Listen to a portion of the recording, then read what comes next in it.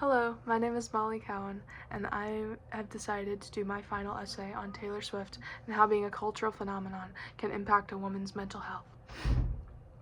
Taylor Allison Swift was born December 13, 1989, in Reading, Pennsylvania. Her family moved to Nashville, Tennessee when she was 14 years old so that she could start being a country singer. She has released a total of 12 studio albums and 4 re-recordings as of the time I'm recording this, which is December 8th.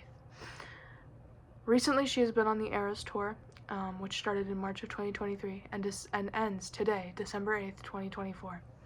The Eras Tour has been named one of the highest-grossing tours of all time, making her over $1 billion. Side note and fun fact, I myself got to go to the Speak Now World Tour in 2011. I have been a Swiftie for quite a bit now, so yeah. Shout out to my mom for taking me to that one. In the opening monologue of Miss Americana, Taylor stated that she always felt the need to be seen as good, and has always searched for approval. Being 15 is hard enough on a teenage girl. You're going through high school, you're just starting out, you have to balance schoolwork and relationships, and make sure that you're passing tests and getting your driver's license, and having a big music career on top of that can be a lot to handle. She signed with Scooter Braun at Big Machine Records when she was 16 years old, and through high school she made 2 albums, Taylor Swift and Fearless. The next part of this video will mention body image, eating disorders, and bullying. Please take the time to take care of yourself and make sure that you are in the right headspace to receive this knowledge about these topics. On October 27, 2014, Taylor Swift released her 5th studio album, 1989.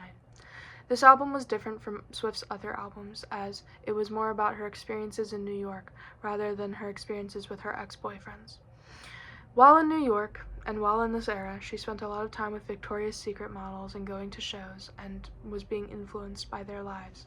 In her 2020 documentary, Miss Americana, Swift talks about her struggle with an eating disorder whilst in the 1989 era. She recalls thinking that she was supposed to feel like she was supposed to pass out in the middle of a show. She then states that she can no longer look at photos of herself as she finds herself constantly critiquing them. People are constantly analyzing her over her body image. I recall recently on the Eras Tour, she was wearing an orange outfit, and people would call it her pregnancy outfit and say, "Why does she look pregnant? Is there gonna be a Swiftie baby?" Which is absolutely disgusting, and I don't think any woman should get commented on her body like that. Taylor said that she used to starve herself a little and just not eat when she would read these comments, which can be very dangerous on tours due to the amount of extraneous movement and energy that she gave during these tours. Women are already expected to be thin and pretty and seek male validation and attention. This by itself is a lot for the average woman. However, when you're a worldwide celebrity, you're expected to be 100 times the average beauty standard. This can ultimately cause severe mental health struggles. This can sometimes lead to the usage of eating disorders, marijuana, and alcohol, which Swift has stated before that she has abused during her Midnights era. Taylor has always wanted to be a good and kind person. She states that, and I've stated that before. In 2009, Taylor Swift was accepting her award at the VMAs for Best Female Video. Kanye West interrupted her on stage to say that Beyoncé should have won. The crowd began to boo Kanye off the stage as Swift was crying in Taylor Lautner's arms. However, the reason she was crying was not because Kanye interrupted her. She thought the crowd was booing her, not him. Later in 2016, when the two had supposedly made up, Kanye West released an album, and there was a song on it called Famous, where there is a line that says, "I still think me and Taylor might still have sex. Why? I made that bitch famous." Swift was naturally upset by this lyric and commented on her disapproval of it in a Twitter post. Kim Kardashian, Kanye West's wife at the time, then posted an edited video of Swift giving her approval for the lyric. Once this video came out, Swift was called a snake and evil, and she said reportedly that when people were calling her that, she couldn't bounce back from that, since being loved and good was her whole belief system.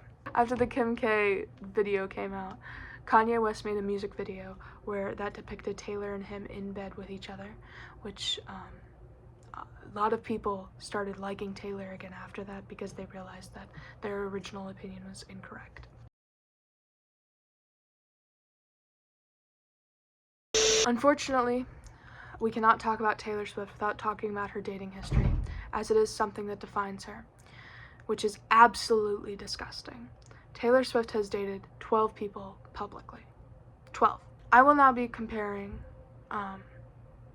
the media analysis of Justin Timberlake and Taylor Swift. Justin Timberlake has dated a total of 22 people, 12 which are known public figures. 12. That is the same number as Taylor Swift has. However, when I looked up Justin Timberlake to see if there was any negative impact about the women he dated, I couldn't find very much. There was almost nothing. However, if you Google Taylor Swift dating, you will see lists and lists of reasons why she could have broken up with them and why she's a terrible person for dating that many people. The reason I bring this up is because I think that the public eye has a very judgmental gaze of women when they date a bunch of people. The whole purpose of dating, in my personal opinion, is to test out the waters and see if you can create a connection with someone. However, when a woman does this in public, and she's a worldwide celebrity, she's supposed to be able to either be a wife or mess around for the whole rest of her life. She can't just date a bunch of people and see if it works out. And if it doesn't, then it can't be let go. It's with her forever. Another point to bring up is that when I was looking up lists of celebrities with long dating histories, most of the lists I found contained women, and talked about them more in a negative light than they did the males.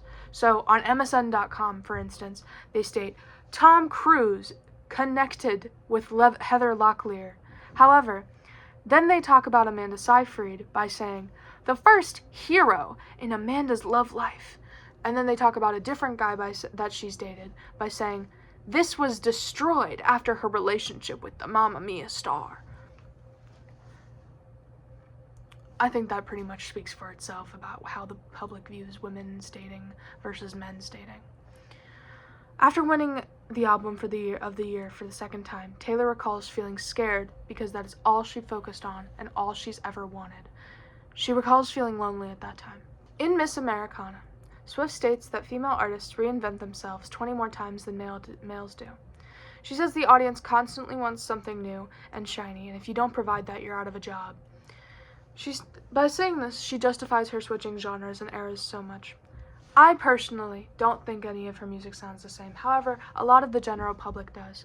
So I've recruited a non-Swiftie to listen to some of her more personal songs and see if she can, A, point out what she thinks they mean to Taylor Swift specifically, and B, if she thinks that these songs make Taylor Swift seem more human or more of a money-hungry kind of person because she just wants to relate to her audience and sell more singles.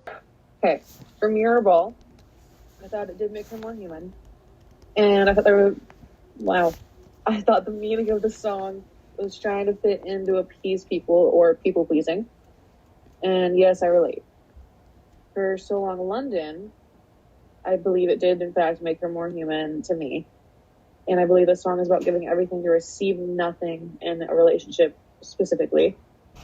And I related to it sort of, but overall, yeah. For The Archer, I believe it did make her more human. And I believe it was about avoiding inevitable loss and just pushing it away until the last second. And yes, I related to it. For You're Losing Me, I believe, yes, it made her more human. Learning to let go of toxicity, especially in relationships and toxic relationships alike. Yes, I related to it. I almost cried. For Clean, yes, I believe it made her more human.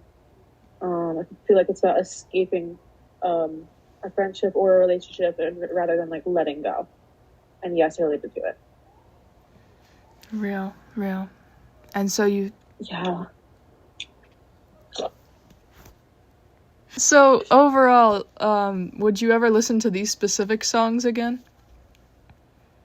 Yes, specifically, or not specifically, especially You're Losing Me. Okay. And you think that she's more human because of this? Yes. Okay, slay. Thank you, JD. You're welcome. Swift states in 2020, "As I'm reaching 30, I want to work really hard for as long as society will tolerate me being successful for." Swift has a fear of not being in the public eye. She has stated that before. She wants to be seen. I personally can relate to that as I strive to become famous. The reason I chose this specific topic was to investigate the negative side effects of being a woman and being famous, because that is something I've always strived to be. Taylor has always reached for the level of perception that she is getting right now, and I have too throughout my life. Knowing that even with everything she has gotten and everything she wanted when she was younger, she still remains constantly anxious of anticipating what other people are going to do. I feel more informed on what I've been setting myself up for. In 2003, Taylor wrote in her diary, "I tried to practice my songs, but I completely psyched myself out. I broke down crying. I don't know if I can do this. I want it so bad, but I get scared of what might happen. Relax. I can handle it. I'm young. I'm talented. They'll see it in me. I've got to hang on." I feel like that quote really shows that even if you're lucky enough to become a worldwide sensation, you're still just a person underneath all of that. Thank you. This has been my video essay on Taylor Swift. I will leave you with a lyric. "They tell you that you're lucky, but you're so confused, 'cause you don't feel pretty, you just feel used." Taylor Swift sang that on the Eras tour a few nights ago, and opened, before she sang that song called The Lucky One, she opened by saying, "This song is about how horrible being famous is," which she got a lot of hate for saying, but I think that really shows that she is just a normal person underneath all of her famousness. Thank you. Hey guys, welcome to the vlog. Me and Jade are Black Friday shopping. It's November 29th, 2024. We're getting the Taylor Swift Eras Tour book. We're both 18? Yeah. We're both 18. It's currently 5:48 in the morning. We've been here since 4:27. 4:35. We'll update in the car.